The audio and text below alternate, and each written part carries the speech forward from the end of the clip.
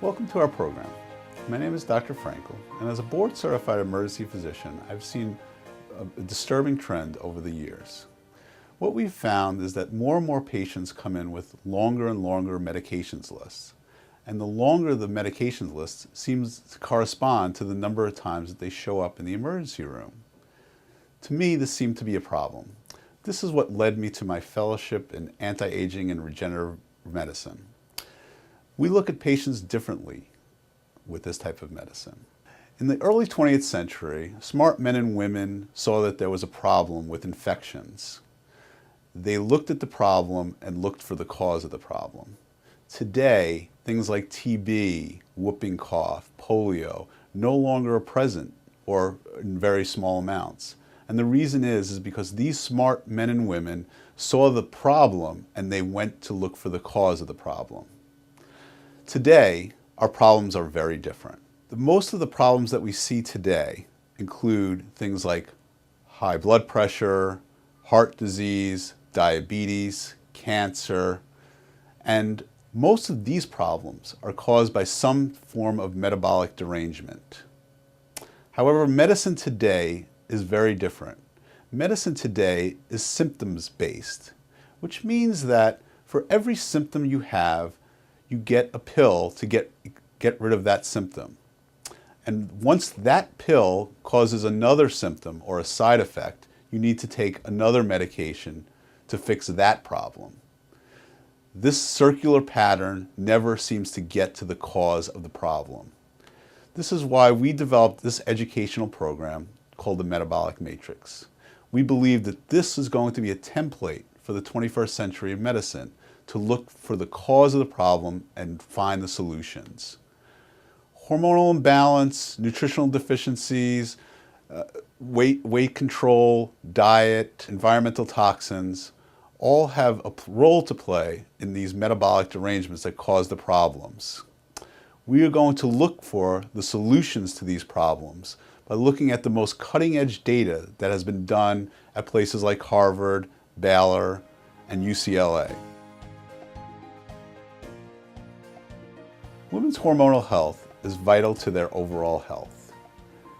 It's very important to understand this, but the problem is it's very confusing. The reason is that many practitioners are not well versed in the subject.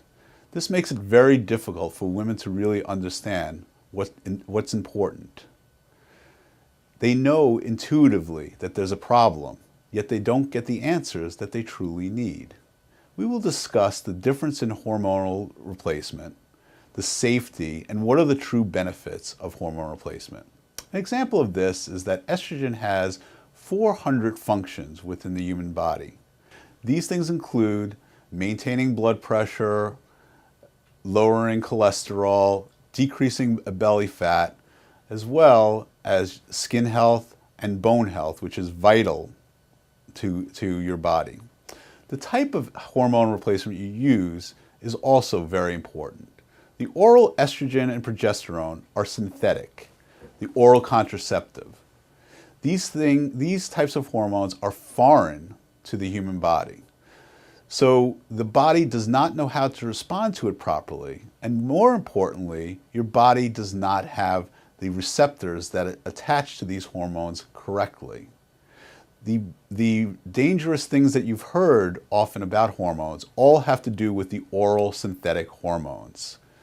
Estrogen and progesterone that are synthetic cause problems. The other type of hormones are called bioidentical hormones. Bioidentical hormones mean that they are the exact same structure as your human body makes. So these hormones actually have the positive effects of the hormones that you have in your body and the important things that your hormones need. However, they do not carry the risks of synthetic oral hormones. So all of the research that has been done on bioidentical hormones has proven that they are safe and they produce the effects that you need with hormones. As we discussed, estrogen has 400 functions in the female body. It has functions as far as your memory and as well as your mood. There's been research that showed, that we're going to talk about, that estrogen actually decreases the risk of Alzheimer's disease. It's very important for your heart and your blood vessels. Estrogen actually decreases your risk of heart disease, and it decreases your blood pressure. It's also very vital for your bones and many other things that we're going to discuss. It's important to understand that when women lose their estrogen, many things are affected, from your brain to your heart to your bones to your mobility. So estrogen is key as you get older.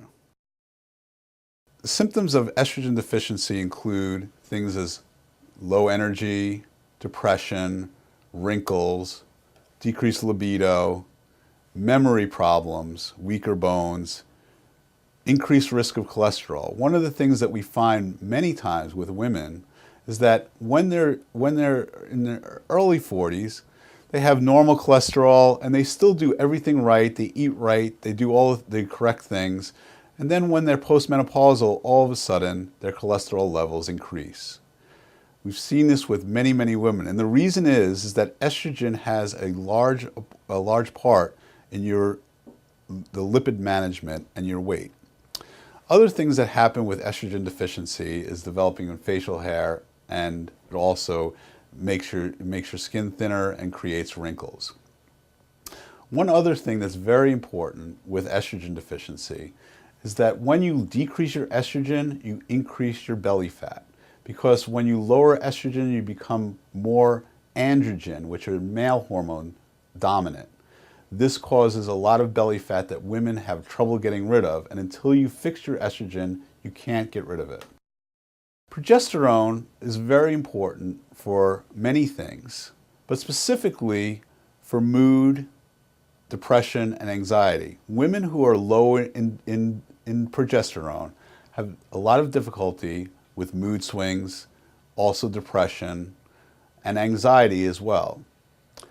The other thing that's very common in women, that women have a lot of insomnia as they get older, and the reason is because of the fact that progesterone deficiency causes this.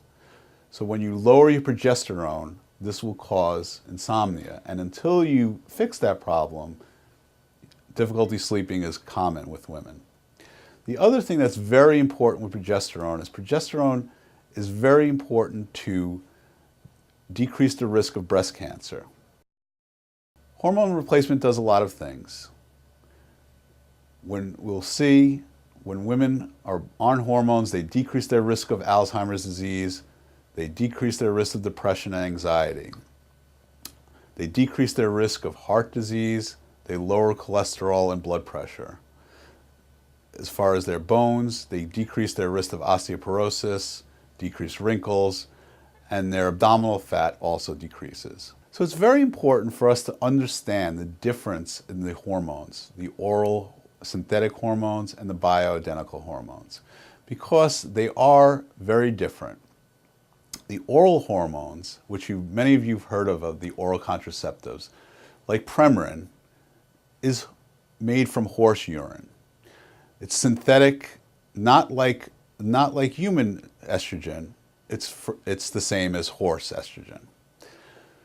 And Provera is the progesterone, which is the synthetic progesterone. Nothing like human progesterone.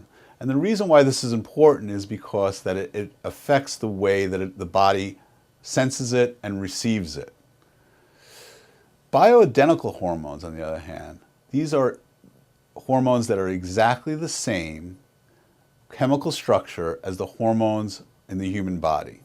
So they respond the same. They respond exactly the same as the hormones that we have in our body, as well as they attach the receptors the same way.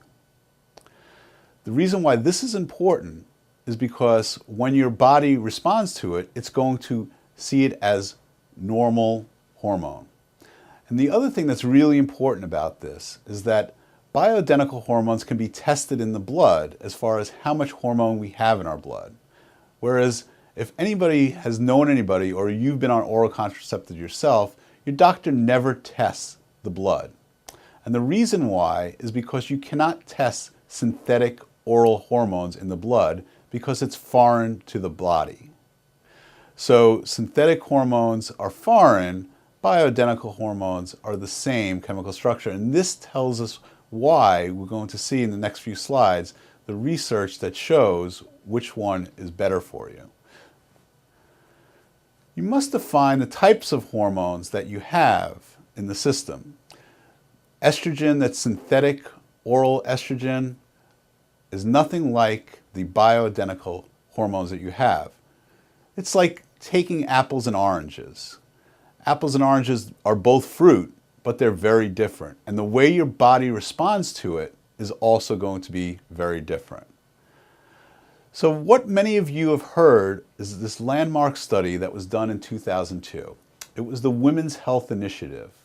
And in the Women's Health Initiative, what they found were a few very disturbing things about oral synthetic hormones. We're talking about Premarin, Prempro, and Provera. All of these hormones that were tested in the Women's Health Initiative in 2002 were discussing the oral synthetic hormones. And what they found are a few things. They increased the rate of stroke by 41%. They doubled the risk of blood clots.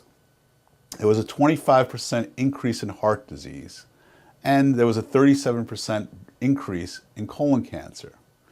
Now this doesn't make sense possibly to a lot of you because what I discussed earlier was that estrogen actually decreases the risk of heart disease.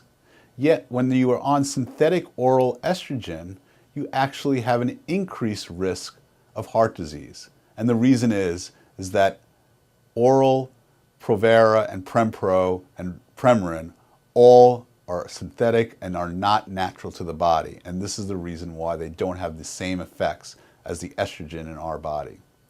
In 2009, there was a study done by a French researcher. And the reason why a lot of the research on bioidentical hormones were done in Europe is because Europeans have been using bioidentical hormones for a very long time.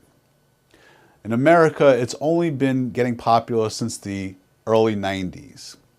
But the research has shown in Europe and now in the United States that bioidentical hormones are not only safe, but they decrease the risk of heart disease. There's no increased risk of breast cancer with bioidentical hormones, as well as they decrease the risk of cholesterol, increased cholesterol. In 2009, 80,000 women were in the study. So 80,000 women that were on bioidentical hormones were tested. And what they found, again, was there was no increased risk of breast cancer, they had lower risk of heart disease, they had lower blood pressures, and they also had a lower risk of increased body fat and diabetes.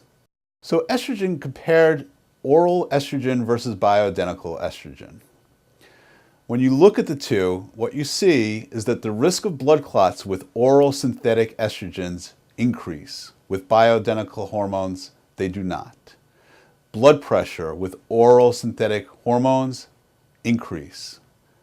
With bioidentical hormones, blood pressure actually decreases.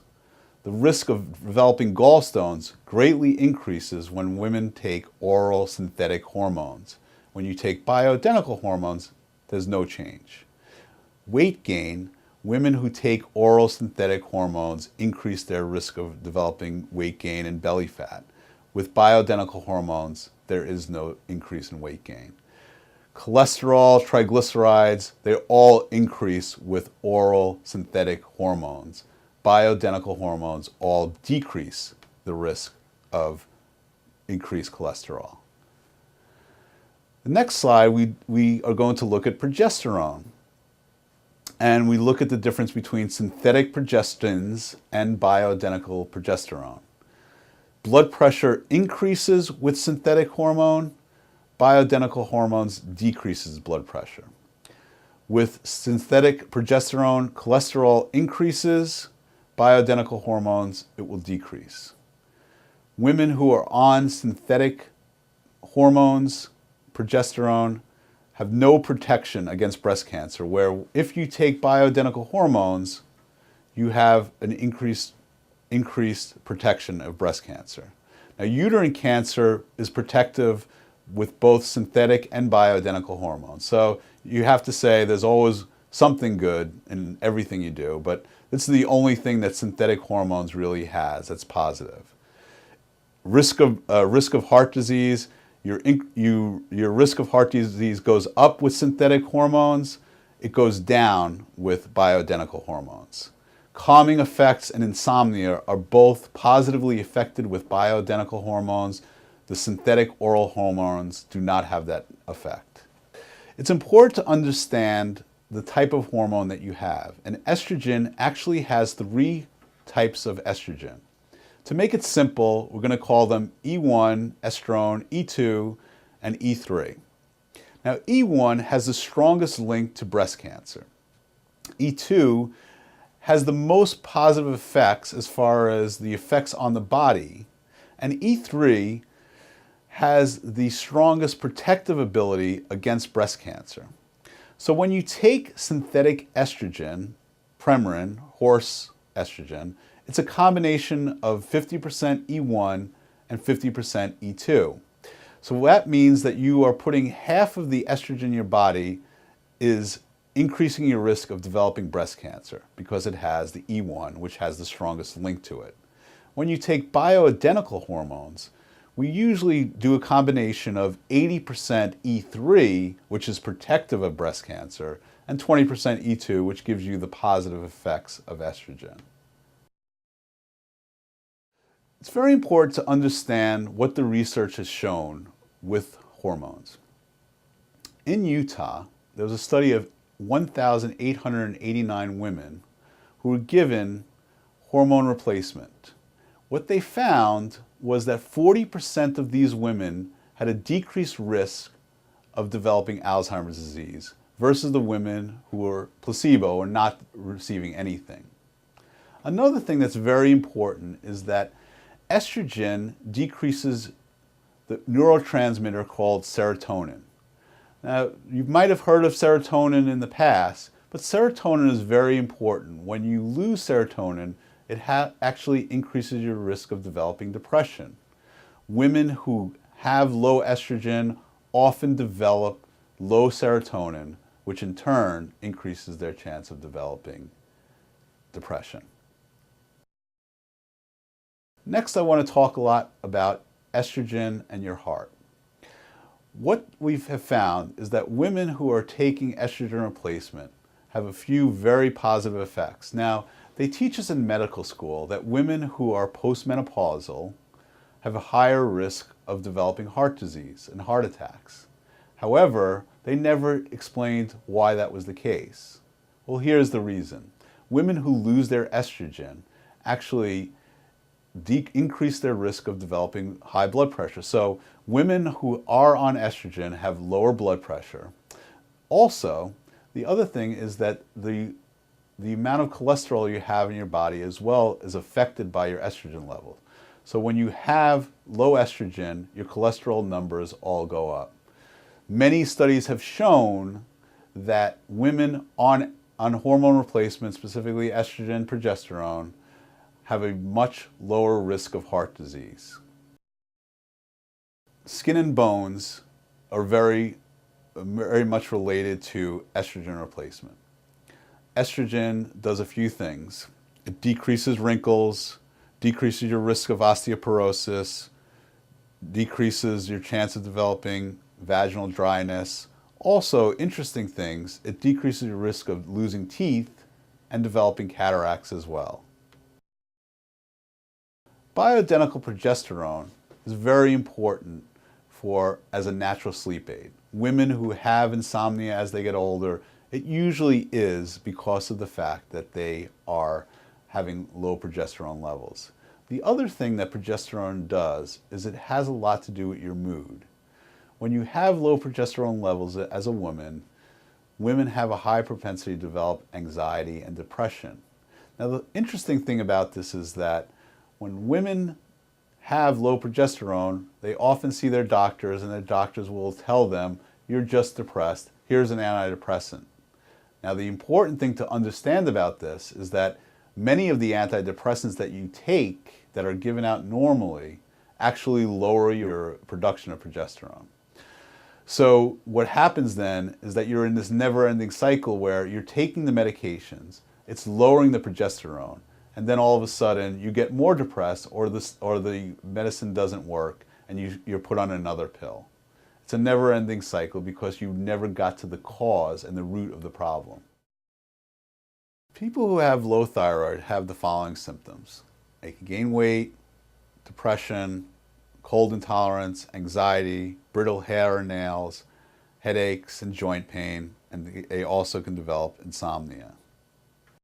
Thyroid dysfunction is something that's very prevalent in the United States. In fact, a recent study in Colorado has found that almost 13 million people in the United States are undiagnosed with thyroid problems.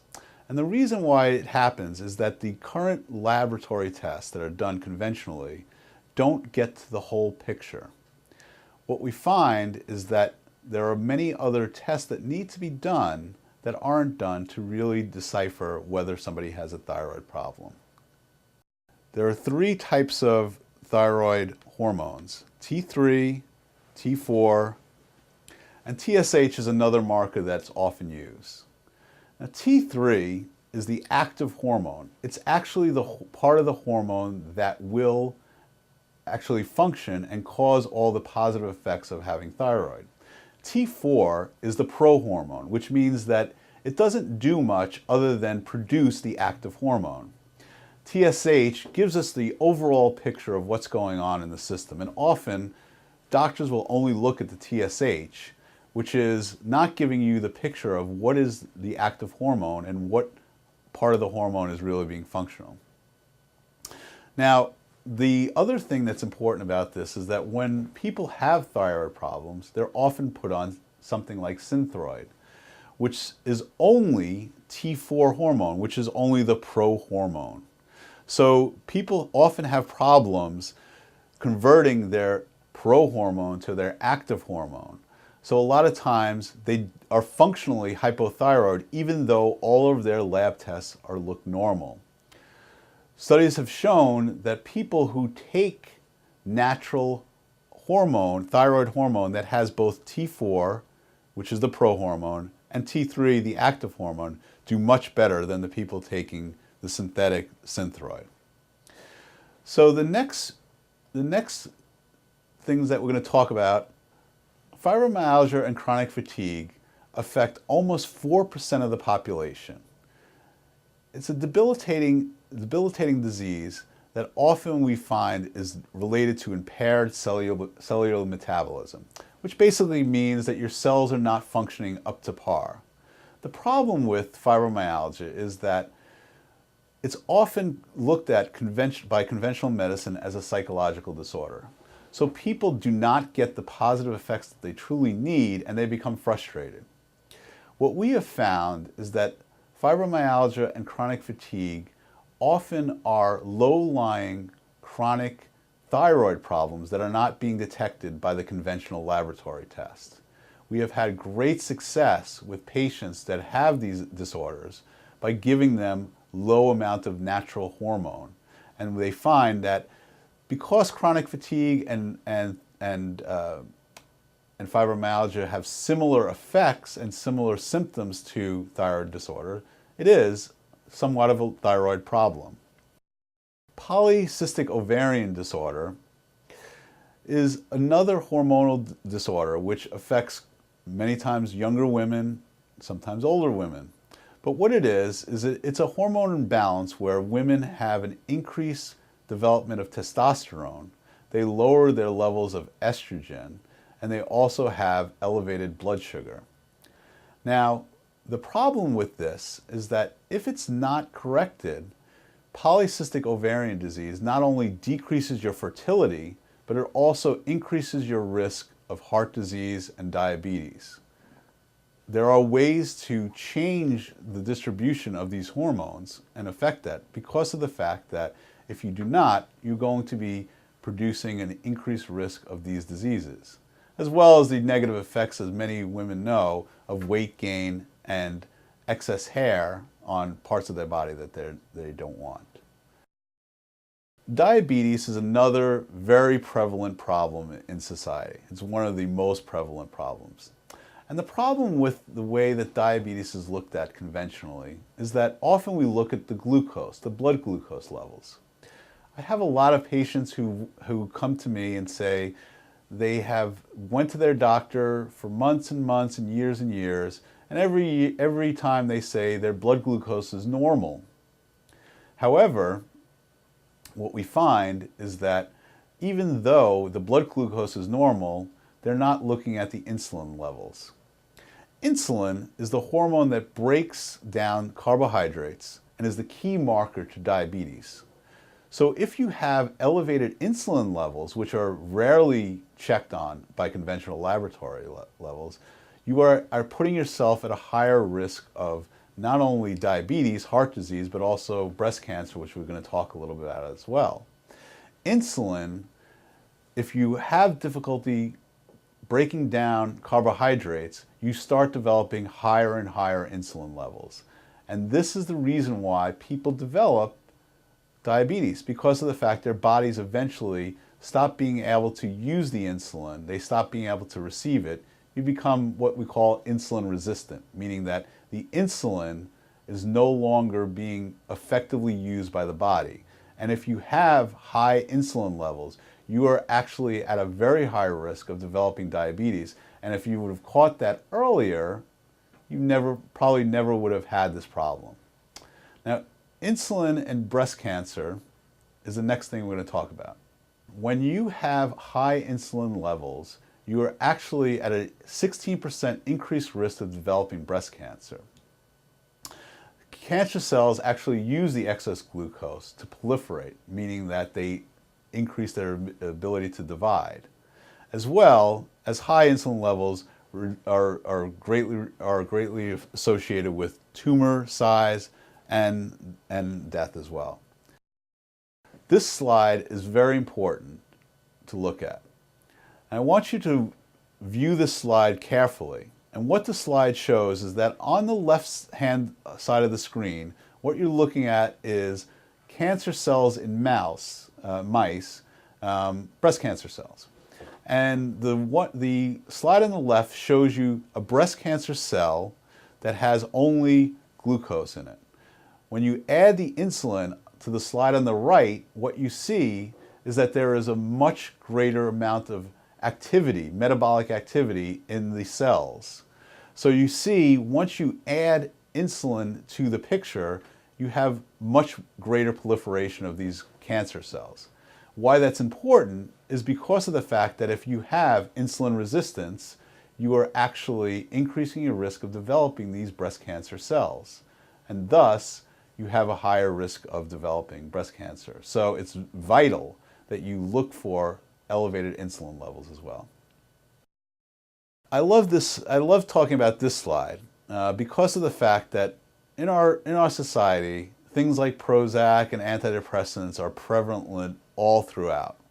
We don't have a Prozac deficiency. There is no such thing. And often depression, low feeling, anxiety, and low mood don't need these medications. What they need is to find out what is the cause of the problem. And as you can see on this slide, we talk about progesterone deficiency, which we talked about recently. Vitamin D deficiency also is another great cause for depression as well as excess cortisol. Now, cortisol I didn't talk much about, but what cortisol is the stress hormone. And I'm sure that none of you out there have too much stress.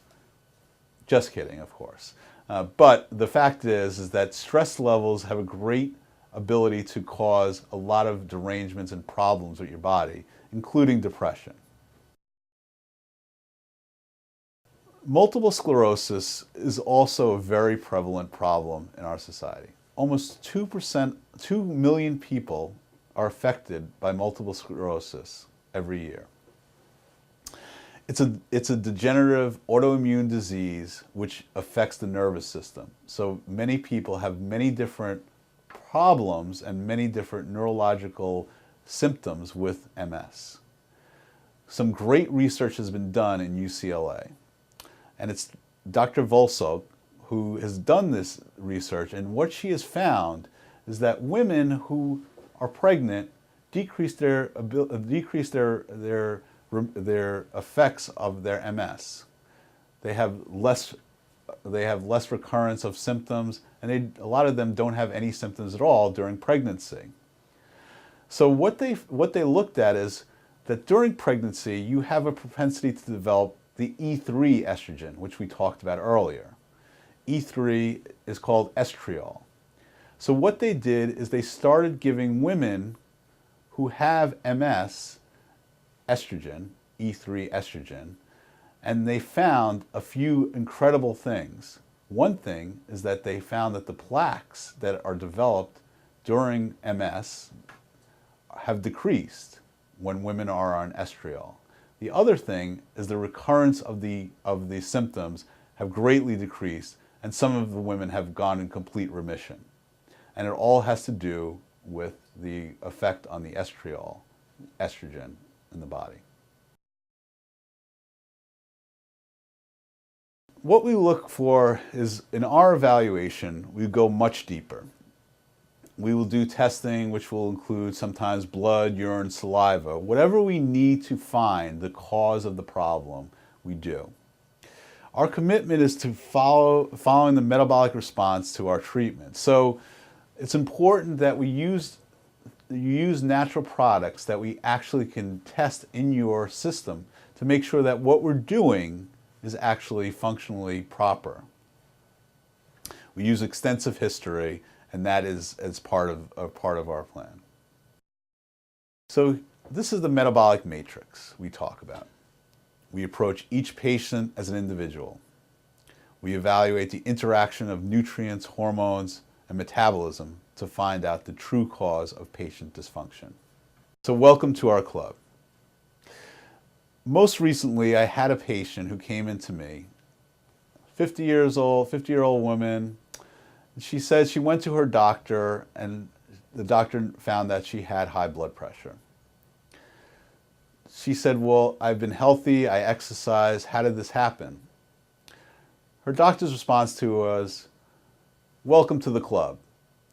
You're 50 years old, of course you have high blood pressure. Here's your medication, prepare to take it for the rest of your life. We reject that idea. So welcome to our club. Our club, we're going to work on repleting your nutrients that you lose due to the medications that you might have taken, the toxins and part of your diet. We restore your hormone and metabolic balance. We reevaluate what your medications you're taking, and we decide whether we can decrease the dose or get you off the medications entirely. And most importantly, we try to rewrite your future, meaning that often if you catch a problem early enough, we stop that from progressing and make sure that you don't go on a lifetime of medication and hardship as far as your medical processes.